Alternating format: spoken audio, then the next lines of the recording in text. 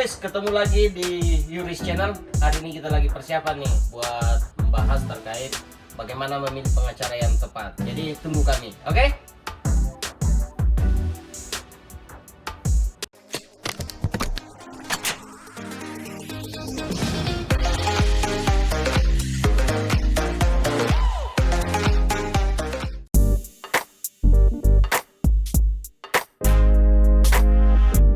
Jadi terkait dengan fungsi pengacara atau advokat, kita bisa temukan di Undang-Undang Nomor 18 Tahun 2003 bahwa advokat adalah seorang pengacara atau seseorang yang memberikan jasa hukum, baik di luar persidangan maupun di dalam persidangan. Nah, sehubungan dengan pasal tersebut, kita bisa memahami bahwa pengacara itu tentu memberikan pendampingan kepada klien, tidak hanya di luar persidangan atau bisa kita sebut atau katakan sebagai non litigasi, tapi juga bisa mendampingi secara litigasi atau di dalam persidangan. Tentu fungsi penting dari seorang advokat adalah memberikan advice kepada klien untuk menangani masalah-masalah yang dihadapi oleh klien itu sendiri. Terima kasih.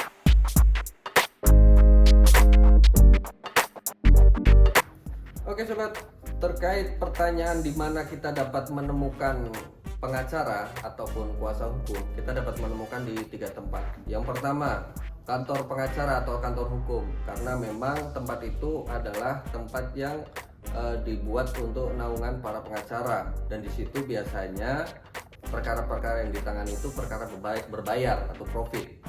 Tapi tidak menutup kemungkinan pengacara tersebut juga akan menerima perkara-perkara pro bono. Terus yang kedua ada di lembaga bantuan hukum atau LBH. Nah, kalau lembaga bantuan hukum ini didirikan memang ditujukan untuk masyarakat tidak mampu dengan melampirkan beberapa syarat administratif. Di antaranya yang jelas kartu identitas ya, KTP. Terus yang kedua ada SKTM, surat keterangan tidak mampu. Nah, yang ketiga kita dapat mendapatkan pengacara ataupun kuasa hukum itu di kantor Posbakum yang berada di pengadilan-pengadilan setempat, baik itu pengadilan negeri, pengadilan agama maupun pengadilan tata usaha negara. Kita tinggal datang ke bagian PTSP, kita minta informasi ke bagian PTSP di mana kantor Posbakum tersebut berada. Nah, di sana kita akan dibimbing dengan kuasa hukum ataupun pengacara yang berada di Posbakum, dan tetap di situ juga ada syarat administratifnya yaitu KTP dan SKTM, karena memang Posbakum juga ditujukan untuk masyarakat tidak mampu. Itu saja.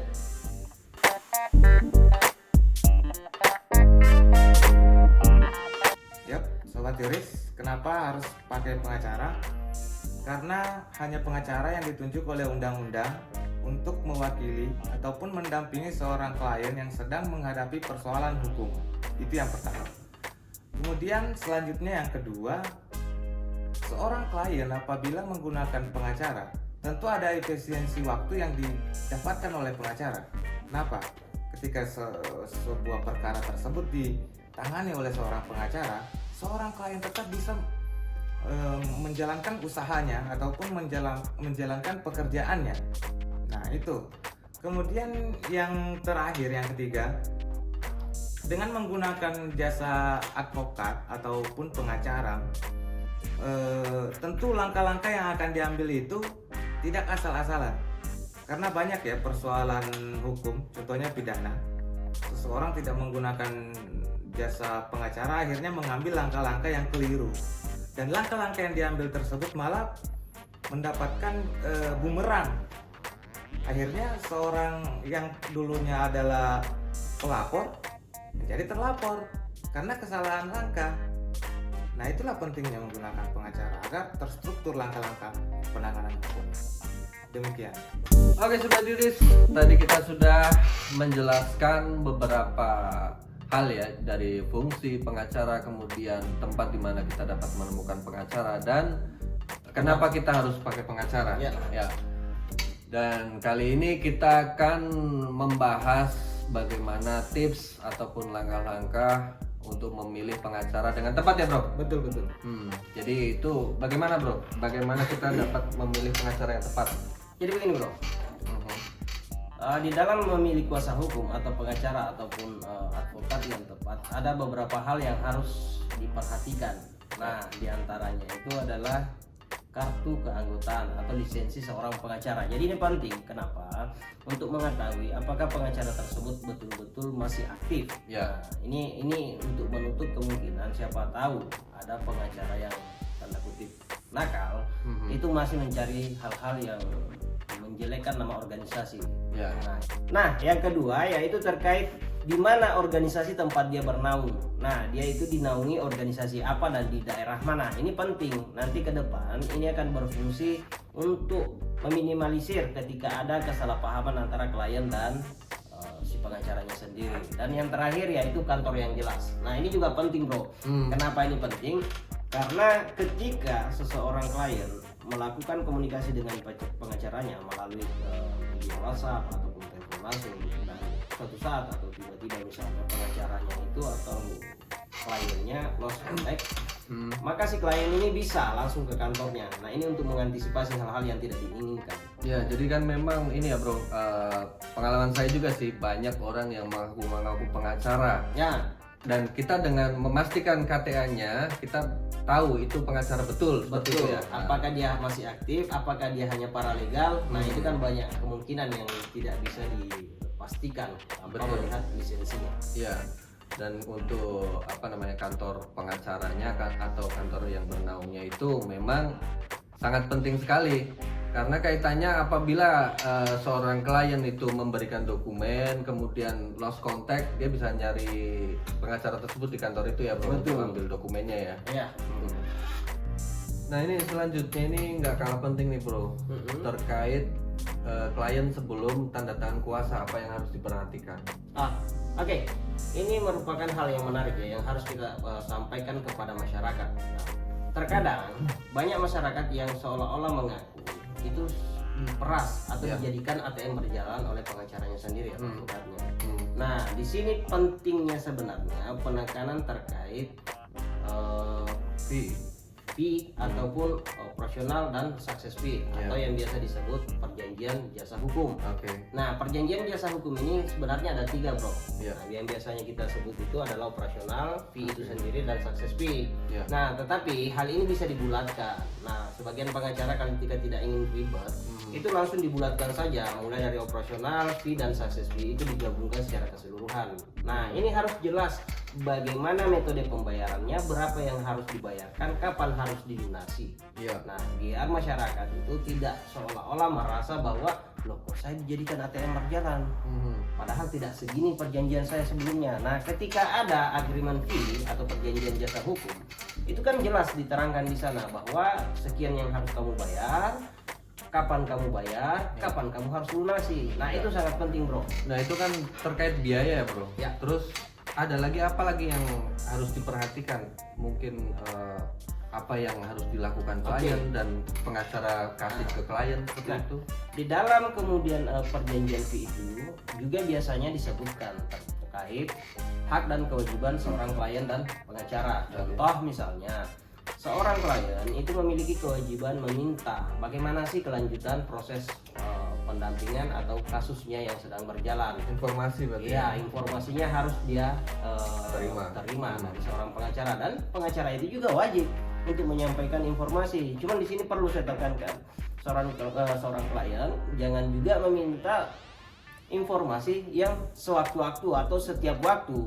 Misalnya nih, hari ini bertanya, besok bertanya lagi, padahal atau kan pagi tanya, sore tanya lagi. Padahal kan kita sudah paham bahwa sistem misalnya dianggap saja di dalam hukum perdata bahwa kita itu hanya bersidang sekali seminggu, itu normalnya ya, kecuali kalau misalnya smart law atau pengadilan sederhana. Nah, itu bisa 2 kali seminggu. Tetapi kalau misalnya secara umum itu kan proses persidangan hanya sekali seminggu, ataupun kalau misalnya ada hal yang tertentu maka bisa dipercepat. Nah, itu bro. Ya, sekarang ini banyak juga ini bro pengacara-pengacara yang nakal, dan itu sering juga saya mendapati klien yang dulunya itu mendapatkan pengacara yang nakal. Itu gimana cara menghadapinya bro? Nah, terkait hal ini sebenarnya sangat menarik ya untuk kita diskusikan. Kita harus menyampaikan ke masyarakat, karena memang betul bahwa banyak masyarakat yang mengalami hal tersebut. Nah, terkadang ada masyarakat yang telah melakukan tanda tangan kuasa, tetapi kasusnya tidak berjalan. Ada juga misalnya berkasnya yang tidak dikembalikan dan lain-lain. Nah, terkait hal ini, apabila kemudian seorang klien merasa terzolimi dengan pengacara atau advokatnya sendiri, dia sebenarnya bisa melakukan perlawanan dengan cara membuat pengaduan secara tertulis atau laporan secara tertulis ke DPC atau DPN sesuai organisasinya, sesuai dengan organisasinya, kantor di mana pengacara tersebut atau di bawah naungan organisasi tersebut. Nah, nanti kalau misalnya seorang klien telah melakukan laporan ke DPC atau DPN, itu akan ditindaklanjuti dalam waktu 7 hari. 7 hari itu nanti akan ada proses dari DPC ataupun DPN. Nah, apabila kemudian seorang pengacara atau advokat itu terbukti melakukan pelanggaran kode etik, itu bisa diberikan 4 sanksi. 4 sanksi ini kemudian yang pertama itu yaitu teguran, yang kedua itu teguran secara tertulis, dan yang ketiga yaitu pemberhentian sementara dari kantor organisasinya. Dan yang terakhir yaitu pencabutan izin untuk beracara. Nah, keempat sanksi ini bisa diandalkan. Jadi masyarakat tidak usah takut apabila memang ada seorang klien yang apabila kemudian ada seorang advokat ataupun pengacara yang nakal, itu bisa mengadukan. Nah, insya Allah itu akan ditangani atau ditanggapi oleh DPN maupun DPC. Nah, ini demi untuk mengangkat nama organisasi kita sendiri sebagai seorang pengacara. Dan memang itu kan di dalam organisasi tersebut memang ada dewan kehormatannya ya bro. Betul. Nanti dewan kehormatan yang akan melakukan proses terhadap pelanggaran yang dianggap sebagai pelanggaran kode etik. Berarti selama 7 hari itu ada proses evaluasi atau bagaimana bro? Jadi setelah laporan sampai selama 7 hari nanti dewan pengawas itu akan melihat atau memberikan konfirmasi kepada si pelapor. Nah, dalam laporan itu perlu juga saya tekankan bahwa di dalam laporan tersebut itu disampaikan secara tertulis, nanti dilampirkan bukti-bukti. Nah, terkait misalnya KTA-nya kalau ada, contoh kuasanya, kemudian bukti yang lain yang mendukung bahwa si lawyers ini melanggar kode etik. Tapi seandainya laporan tersebut tidak terbukti, apakah klien atau pelapor ini akan mendapatkan informasi juga dari organisasi bro? Betul, nanti akan dikonfirmasi bahwa apa yang kemudian disampaikan itu tidak sesuai dengan apa yang dilaporkan oleh temuan si atau si pengacara ini sebenarnya nggak melanggar kode etik seperti itu ya. Jadi kan nanti kewenangannya dewan kehormatan untuk menilai apakah seorang atau tindakan yang diambil seorang lawyer di situ melanggar kode etik atau tidak. Nanti akan dikonfirmasi kepada si pengadu atau si pelapor.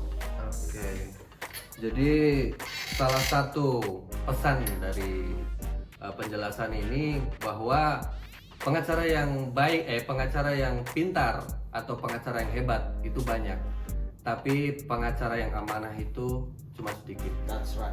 Itu sebenarnya intinya. Oke bro, mungkin sekian dulu ya penjelasan kita terkait pengacara. Kita mungkin akan bertemu lagi di pembahasan selanjutnya bro. Terima kasih bro. Untuk Sobat Juris, jangan lupa like, komen, dan subscribe, dan bertanya di kolom komentar, kemudian di media sosial yang telah kita buat untuk Juris Channel. Terima kasih banyak. Salam keadilan.